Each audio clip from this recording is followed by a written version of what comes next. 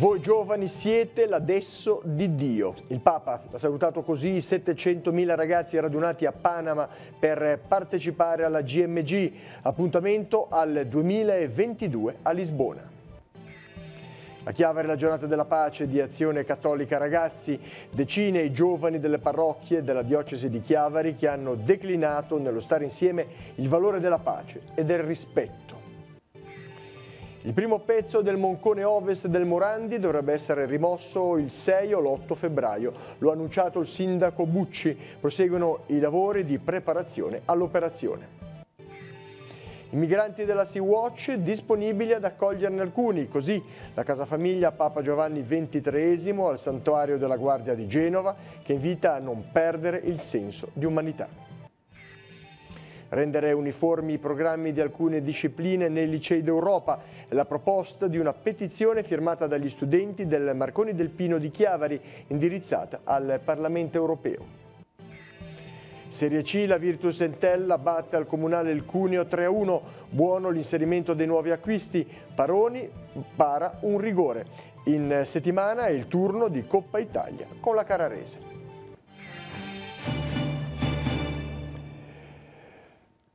Buonasera a tutti gentili telespettatori, benvenuti nei nostri studi.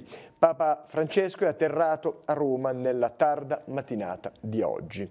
Dopo un volo di circa 11 ore e mezza che lo ha riportato in Vaticano, dopo la serrata sequenza di appuntamenti delle giornate mondiali della gioventù di Panama. L'ultima giornata del Santo Padre a Panama è stata intensissima, prima la messa conclusiva della GMG con l'appuntamento al 2022 a Lisbona, poi la visita all'Hogar Buense Samaritano e l'Angelus con la preghiera per le vittime dell'attentato nelle Filippine, infine l'incontro con 15.000 volontari allo stadio Ron Fernandez. Vediamo la sintesi nel servizio che segue. Voi, cari giovani, non siete il futuro ma l'adesso di Dio. Così ha detto il Papa ai circa 700.000 ragazzi che hanno partecipato alla messa conclusiva della GMG di Panama. La riflessione di Francesco, scaturita dalla lettura del Vangelo del giorno, è semplice e concreta. Spesso preferiamo un Dio a distanza, addomesticato, che non ci scomodi, e può capitare anche ai giovani di sentirsi in sala d'attesa, ad aspettare il proprio turno, e intanto qualcuno inventa per loro un futuro igienicamente ben impacchettato e senza conseguenze, dove la gioia è solo una finzione. Ma nessuno, ha detto il Papa, può promettere neanche un giorno del domani, e la vita, ha aggiunto, è quella di oggi. Voi, cari giovani, non siete il futuro, ma l'adesso di Dio, ha detto Francesco, indicando ai ragazzi Maria, che ha avuto il coraggio di dire sì per partecipare a questo adesso del Signore. Dopo la messa il Papa ha compiuto un altro gesto all'insegna della misericordia e della carità, raggiungendo la casa Hogar del Buon Samaritano, rifugio per tanti giovani e adulti malati vittime dell'HIV. I 60 ospiti, ragazzi e ragazze assistiti anche da altri centri, hanno ringraziato il Papa con i sorrisi, i fiori, i doni fatti a mano e le canzoni scritte per l'occasione. E anche qui il Papa ha invitato ad invocare Maria perché renda attenti alle necessità dei più poveri e dei sofferenti. Quindi la recita dell'Angelus e al termine la preghiera per le vittime dell'attentato nella cattedrale di Jolo, per quelle dei disastri in Brasile e in Messico, per la pace in Venezuela.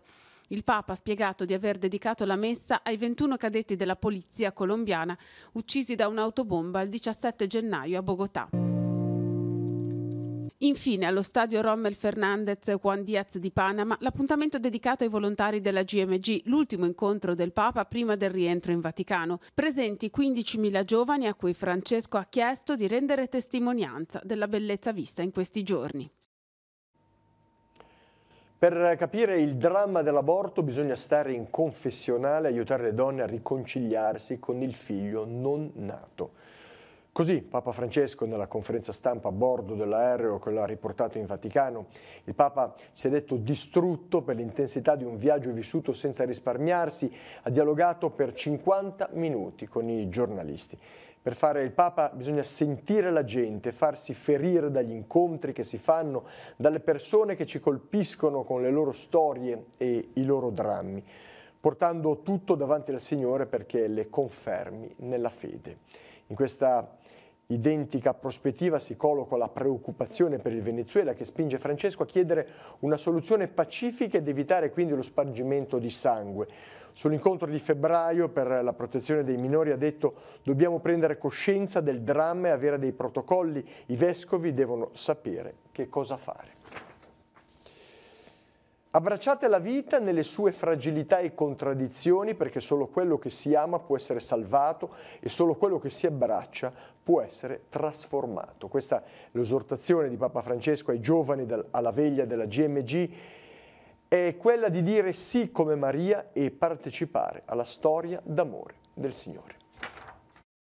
Dite sì, come Maria, alla storia d'amore di Dio. Lei, che era fuori dalle reti sociali dell'epoca, è divenuta la donna con più influenza nella storia, l'influencer di Dio. Lo ricorda Francesco ai 600.000 giovani che partecipano alla veglia della GMG di Panama. La vita che Gesù ci dona non è una nuova applicazione da scaricare. Questo significa concretamente abbracciare la vita come viene, con tutte le sue fragilità, come hanno fatto coloro che prima hanno offerto le loro testimonianze, fra cui i genitori di Ines, bimba con la sindrome di Down, o come fece Don Bosco, perché, ricorda il Papa, i giovani vanno guardati con gli occhi di Dio e hanno bisogno di sentirsi parte di una comunità più grande. Il cuore dell'esortazione del Papa ai giovani è dunque quello di vivere per qualcosa di più grande dell'acquisto dell'ultima tecnologia. Solo l'amore ci rende più umani e rende migliore il mondo, perché solo quello che si ama può essere salvato e quello che si abbraccia trasformato. La pace è servita, e questo è lo slogan che sta accompagnando il mese della pace dell'Azione Cattolica Ragazzi. Tra le varie tappe di questo cammino a Chiavari si è svolta la giornata della pace, che ha visto la partecipazione di decine di ragazzi provenienti dalle parrocchie della diocesi chiavarese. Diversi momenti di gioco e di riflessione che hanno accompagnato questo momento di festa e di allegria, e noi eravamo presenti. Questo tema, la pace, come è stato declinato, come viene declinato ai ragazzi? Per parlare appunto della pace abbiamo cercato di rendere il più agibile possibile per i ragazzi di questa fascia d'età il messaggio del Papa riguardante la politica, e appunto per renderlo fruibile ai ragazzi delle medie e delle elementari soprattutto abbiamo deciso di puntare sul tema un pochino del bene comune, sul il come ognuno di noi possa fare la propria parte per curare la terra, ma anche curarsi poi delle relazioni e degli altri. Come i ragazzi vivono la pace tra di loro, in questi momenti anche di gioco? In questi momenti direi molto bene, è molto bello appunto come riescano ad andare d'accordo, ad essere in pace, nonostante le provenienze dalle varie parrocchie della diocesi, nonostante non si conoscano, appunto riescano a andare d'accordo. Ecco. Come vi siete preparati a questa giornata? Per preparare questa giornata ci siamo visti, è da 3 mesi che organizziamo questa giornata, ci siamo visti più volte per 3 animatori, una volta a settimana per 2 o 3 mesi per poter organizzare meglio questa giornata. Ci siamo divisi i lavori e i giochi, ci siamo 2 animatori per il gioco e stiamo cercando di far giocare nel modo migliore i bambini affinché possano giocare con giochi a tema. Abbiamo utilizzato un po' come tema il film Up, infatti ci sono certi giochi che hanno come tema quello degli scout e comunque di vincere le spillette, ad esempio di aiutare gli anziani o comunque di fare gesti di altruismo. I ragazzi provengono da diverse parrocchie della diocesi, iniziano anche qui nel loro piccolo a vivere un momento di integrazione. Sì, a partire da come dividiamo i gruppi, si cerca di fare i gruppi più eterogenei possibile affinché si possano conoscere i bambini e possano capire che la diocesi è una e sono tutti quanti della stessa diocesi e non ci sono piccoli gruppetti tra parrocchie. La preghiera, cuore pulsante della vita consacrata, è il tema che sarà affrontato questa sera direttamente su. Conduttrice della puntata sarà Suor Pierantonia Colombo delle Rosminiane di Chiavari, con le oblate Nunzia Greco e Jean-Marie Tuie.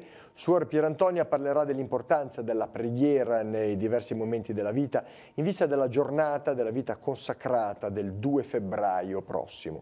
Saranno proposte testimonianze raccolte in diverse comunità religiose della diocesi. Inizio alle 21:10 in diretta al canale 15 su Telepace 1. Siamo pronti a tirare giù il moncone, il primo pezzo dovrebbe cadere tra il 6 e l'8 di febbraio, anche se dobbiamo ancora vedere con precisione quando sarà. Queste sono le parole del sindaco di Genova, Marco Bucci, commissario per la ricostruzione, che ha anticipato quindi una data per la demolizione del moncone ovest del ponte Morandi. Proseguono intanto le attività sul ponte, è terminato il collaudo della pila 8, venerdì scorso era stato montato a questo scopo un contrappeso di 400 tonnellate sotto la parte a sbalzo. In queste ore si sta procedendo alle prove di carico tra la pila 5 e la pila 8 con i carrelli radiocomandati, gli stessi già utilizzati nelle scorse settimane. Una volta superata questa operazione si potrà procedere con la scarifica dell'asfalto anche in questo tratto. L'impalcato del troncone ovest del Morandi potrà poi essere gradualmente portato a terra. Il cantiere prosegue anche sul moncone a levante. È iniziato infatti il trasporto delle strutture di sostegno delle pile in prossimità delle stesse nella zona di via Walter Fillack. Qui nell'area occupata dalla massicciata ferroviaria si sta intervenendo con una serie di attività preventive a salvaguardia della salute e dell'ambiente e che vengono eseguite per bloccare l'emissione di qualsiasi sostanza che vi possa essere eventualmente contenuta. Le aree in questione vengono cosparse di sostanze colorate, incapsulanti a base vinilica, assolutamente innocue, che hanno il solo scopo di preparare il fondo dell'area di cantiere e proteggere il substrato di proprietà della rete ferroviaria italiana. Fa discutere in questi giorni il caso della Sea-Watch, la nave con a bordo 47 migranti alla quale per ora viene bloccato l'attracco nei porti italiani. Si sta perdendo il senso di umanità, ha commentato il presidente della Papa Giovanni XXIII, Giovanni Ramonda, che ha dato disponibilità ad accogliere i migranti nella casa famiglia dell'associazione. Tra queste c'è la piccola Betlemme del santuario di Nostra Signora della Guardia a Genova. L'intervista. Al di là della responsabilità dei paesi europei sulla ridistribuzione dei migranti, che cosa vi preoccupa dell'atteggiamento verso questa situazione? A noi preoccupa ovviamente il lato umano e dell'accoglienza, insomma, di queste persone, proprio perché in questi 20 anni di mia appartenenza alla comunità, ma in tutta la storia della comunità Papa Giovanni XXIII, non ho mai visto la comunità schierarsi politicamente, quindi noi non ne facciamo assolutamente un discorso politico. A noi interessa che le persone che hanno bisogno siano accudite. Io penso che l'umanità, insomma, quella con la U maiuscola, vada attuata sotto tutti i fronti, insomma, quindi dall'accoglienza alla condivisione con le persone che hanno bisogno. Di fatto noi comunque come comunità abbiamo già organizzato i cosiddetti corridoi umanitari, quindi altre maniere per, così come si dice, no, rimaniamo umani, per rimanere umani ci sono. La comunità Papa Giovanni XXIII si è dato disponibile ad accogliere i migranti. Nel vostro caso, se ci fosse questa possibilità, sareste d'accordo, disponibili? C'è spazio anche qui sul nostro territorio? Sì, assolutamente sì. Anche qui nel territorio ligure ci sono delle disponibilità per l'accoglienza di queste persone. Anche nella vostra casa famiglia, se arrivasse un migrante, sarebbe contento di ospitarlo? Sì, noi siamo una di quelle case che ha dato disponibilità, quindi sì, assolutamente. Oggi 50 organizzazioni e associazioni impegnate in vario modo nella tutela dei diritti dei minori hanno scritto al Premier Conte. È urgente, spiegano, che i minori e tutte le persone presenti a bordo possono toccare a terra nel più vicino e sicuro porto e non restare ostaggio di dispute politiche alle quali siamo certi converrà. Il rispetto degli esseri umani e dei loro basilari diritti va sempre anteposto. Sono in arrivo 104.000 euro per il miglioramento della banchina della pesca nel porto del comune di Santa Margherita Ligure e 188.000 euro per la manutenzione straordinaria e miglioramento della sicurezza della pesca professionistica nel comune di Sestri Levante. Le risorse fanno parte del bando promosso da Regione Liguria nell'ambito del FEAMP, Fondo Europeo per la Politica Marittima e della Pesca 2014-2020. Approvata la graduatoria dei progetti ammessi al finanziamento del bando del programma di sviluppo rurale 2014-2020 misura 7.1 rivolta ai gestori delle aree protette della rete Natura 2000. Sono 31 le domande su un budget complessivo di 1,5 milioni di euro. Tra queste rientra quella presentata dal Parco di Portofino, al quale arriveranno 50.000 euro. E proseguono a ritmo serrato i lavori per il ripristino della provinciale 227 per Portofino. Il comune di Portofino ha reso noti gli orari per il passaggio pedonale lungo la passerella pedonale, chiusa durante l'attività di cantiere. Nei giorni feriali, sabato compreso, vige il divieto di transito dalle 8 a mezzogiorno e dalle 13.15 alle 17.15. Nei giorni festivi, salvo necessità di cantiere, il transito pedonale è invece consentito senza limiti di orario. Sono iniziati a Cicagna i lavori per la realizzazione della nuova area giochi per bambini nel Parco Cavagnari, oltre 300 metri cubi di area verde oltre 300 metri quadrati di area verde che andranno ad implementare lo spazio già presente e che lo scorso anno era stato oggetto di riqualificazione e di messa in sicurezza. La nuova area insisterà sul sedime dei vecchi campi da bocce mai utilizzati che verranno quindi smantellati. I lavori consistono nella realizzazione di un percorso pedonale di collegamento tra le due zone, l'installazione di nuove recinzioni di protezione, la posa di un prato sintetico antishock per circa 300 metri quadri, una serie di nuovi giochi per bambini, una piccola area picnic e il posizionamento di un impianto di videosorveglianza. L'intervento nel suo complesso costerà 50.000 euro ed è stato completamente finanziato con le risorse comunali. Torna nel 2019 il servizio di trasporto via autobus di ATP tra Levante e l'aeroporto Cristoforo Colombo di Genova. Le corse inizieranno nei giorni che precedono la Pasqua e non saranno quindi soltanto limitate alla stagione estiva. Inoltre il collegamento verrà esteso a tutto il Tigullio e alle Cinque Terre. Infatti, in luglio e settembre 2018 il collegamento aveva funzionato da Portofino a Genova, passando per Rapallo e Santa Margherita Ligure. Adesso si punta a estendere il servizio a Chiavari, Lavagna, Sesti Levante, al territorio Levanto e Cinque Terre. Pace fatta tra l'amministrazione comunale di Chiavari e la società Scogli SRL. Le parti infatti hanno deciso di porre fine a tutti i contenziosi ad oggi pendenti sia al TAR Liguria che al Consiglio di Stato.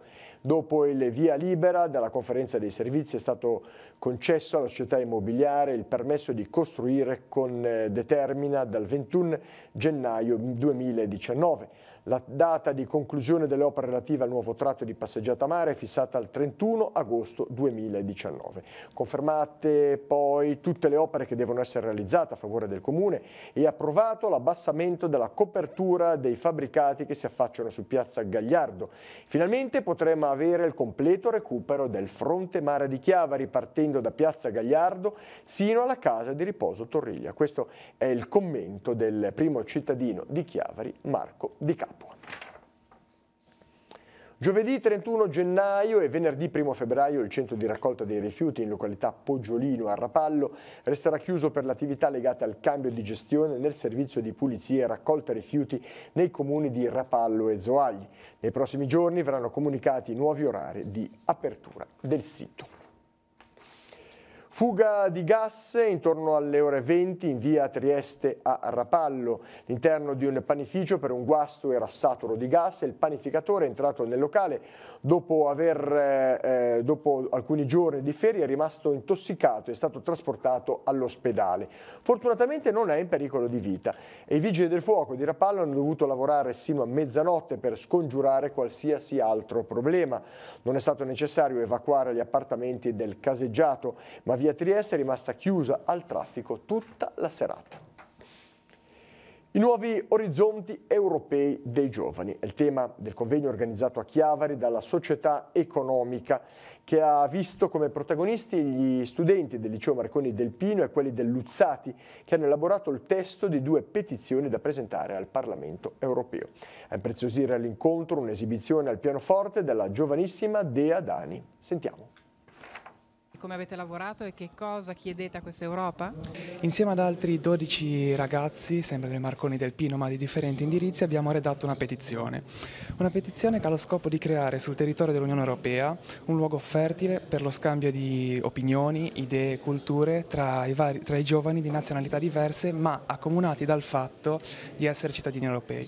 A tal fine ci siamo focalizzati sull'istruzione, ritenendo che sia il motore della crescita individuale e personale di ogni giovane. Abbiamo infatti proposto di attuare una sorta di omogenizzazione dei vari sistemi scolastici, limitatamente però alle materie a carattere transnazionale e oggettive, con lo scopo di agevolare appunto gli studi e gli scambi nei vari Stati membri. Sostanzialmente la nostra petizione consiste nel creare questo sistema scolastico europeo in modo da agevolare un confronto, uno scambio tra uno Stato e l'altro, tra ovviamente studenti coetanei e ovviamente non toccando le materie umanistiche che rappresentano la tradizione di ogni nazione, bensì invece omogenizzando materie quali informatica, scienze, matematica, economia. Ciò che è il nostro obiettivo è principalmente unire più persone possibili all'interno di una realtà così vasta e appunto lo scopo di questa petizione sarebbe agevolare questo scambio di ideali, di tradizioni ma anche informazioni per poter unificare ancora di più questa grande Europa.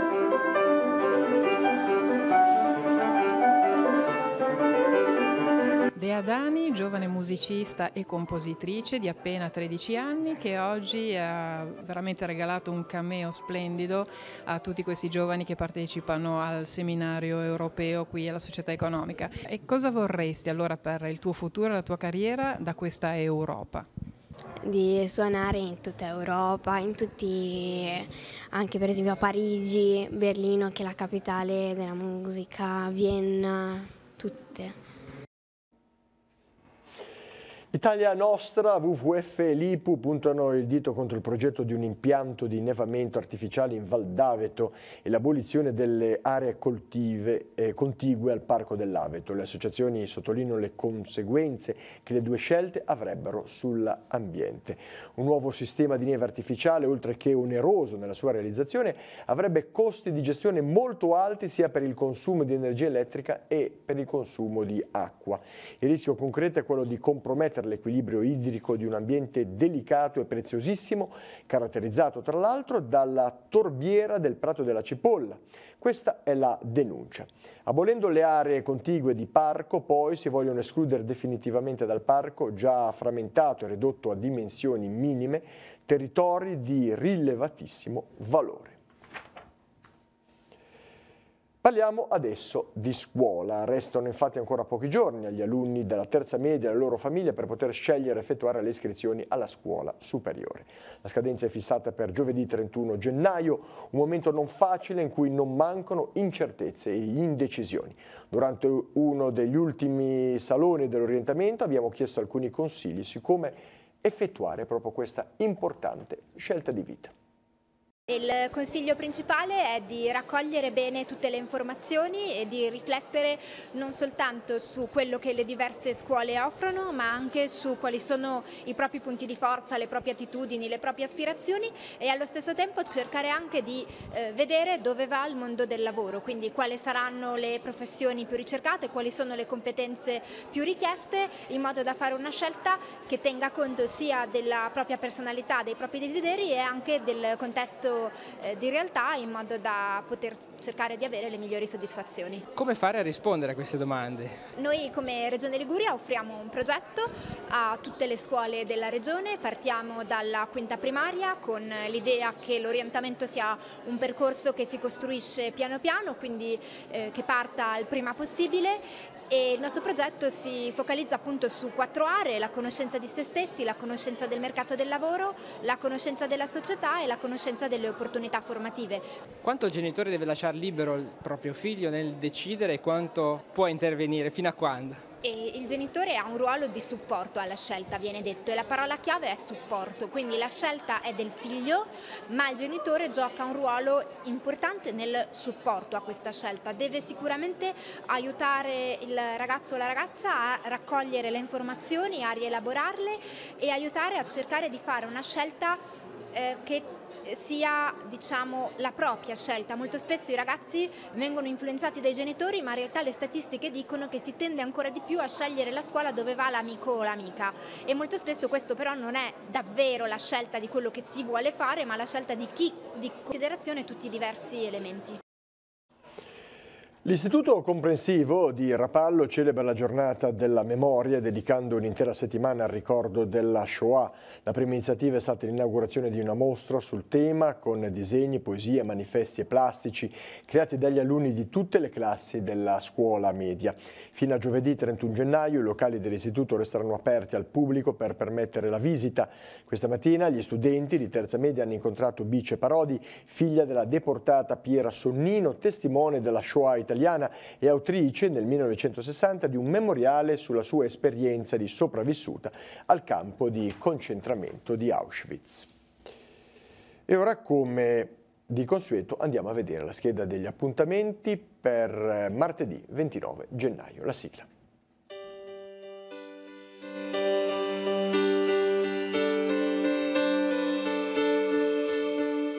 Appuntamenti in programma per martedì 29 gennaio. Nuova lezione all'Accademia Culturale di Rapallo. Alle 16 nei locali di Villa Quairolo Matteo Capurro tratterà il tema Michelangelo, la prigione di marmo delle idee. Alle 16:30 nella sala Livellara di Via del Pino a Chiavari Cesare Dotti terrà una conversazione sull'argomento Ciappalisci Mu, l'antica sapienza dei proverbi liguri. Alle 16:30 nella biblioteca La Millenaria a Ruta di Camogli incontro su schegge di scienza. Romano Baroffio parlerà di Mendeleev, la tavola periodica degli elementi. In occasione della giornata della memoria all'Auditorium San Francesco di Chiavari, Pino Petruzzelli porterà in scena L'ultima notte di Bonhoeffer, una delle più alte menti del 1900. L'ingresso è libero. È ancora aperta la mostra fotografica sulla storia delle migrazioni in Val Bormida. L'esposizione è all'ingresso del Teatro Comunale in Piazza della Vittoria a Cairo Montenotte, l'orario dalle 15 alle 18. E infine, sino al 3 febbraio, nelle sale di Palazzo Rocca a Chiavari è aperta la mostra dedicata a Vittorio Ugolini. In esposizione 50 opere dell'artista dalla fine degli anni 30 sino al 2000, l'orario dalle 16 alle 19.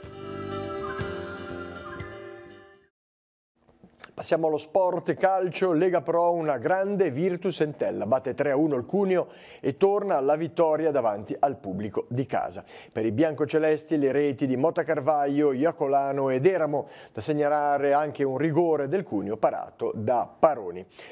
Prossimo incontro di campionato domenica 3 febbraio sul campo della Pistoiese. Ora le interviste del fine gara.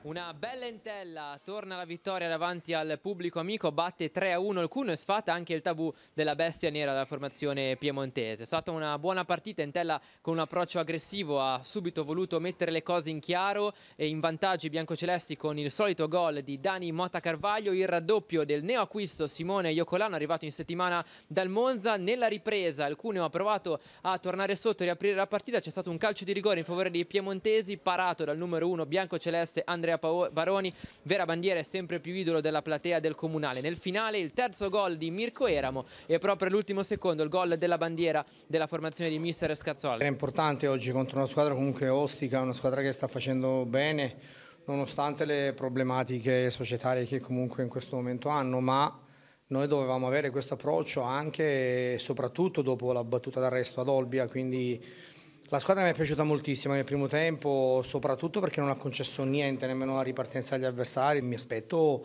ripeto, che la squadra abbia un atteggiamento come quello nel primo tempo o comunque nei minuti finali. Sì, è stata una buona partita contro una squadra fastidiosa che comunque non ha quasi mai creato problemi nel nostro reparto difensivo, che però ha rischiato di riaprire la partita con il rigore un po' generoso dato dall'arbitro. Poi sul 3-0 comunque la partita è stata chiusa e quindi bella vittoria. Non era facile anche perché naturalmente l'intesa va affinata, eppure sembravi già un veterano oggi in campo con questa maglia. No, fa piacere, comunque il gruppo mi ha accolto al meglio nonostante sia arrivato ieri.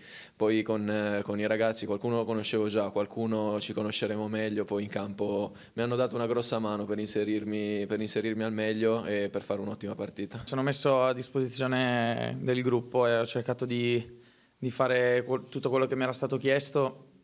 È difficile entrare un po' nei meccanismi perché comunque mi sono allenato 2 giorni, però sono contento perché ho contribuito alla vittoria con un gol, quindi non posso chiedere di meglio oggi. Passiamo ai dilettanti, la Serie D, una vittoria e una sconfitta per le Tiguline del girone A. Nella giornata del campionato la Lavagnese tra le mura domestiche ha battuto 2-0 gli avversari del Milano City. Le reti di Tossa all'11° del primo tempo e di El Cagliari al 44° del secondo. Sconfitta invece con lo stesso punteggio 2-0 per il Sessi Levante nella trasferta sul campo della Folgore Caratese. Le reti di Gioè al 19° del primo tempo e di Cico al 13° del secondo. Classifica Lavagnese 28 punti, Sessi Levante 23. Nel prossimo impegno i bianconeri saranno in trasferta sul campo del Lecco, mentre i corsari ospiteranno il Savona. E per quanto riguarda il calcio femminile, le ragazze del Rupinaro Sport si sono aggiudicate la Coppa Italia regionale nella finale disputata ieri pomeriggio a Cogoleto con la Lassio. È finita 2-2 ai tempi regolamentari. La vittoria delle chiavaresi è maturata ai rigori con il risultato finale di 7-6. Per la neonata formazione femminile chiavarese è il primo trofeo che entrerà nella storia della società. Questa era l'ultima notizia del nostro giornale, prossimo appuntamento con l'informazione, come sempre rinnovato a domani alle ore 12:45 con Tigulli Oggi. Grazie per essere stati con noi, vi lascio ai programmi serali sulla nostra emittente. Buona serata a tutti, arrivederci.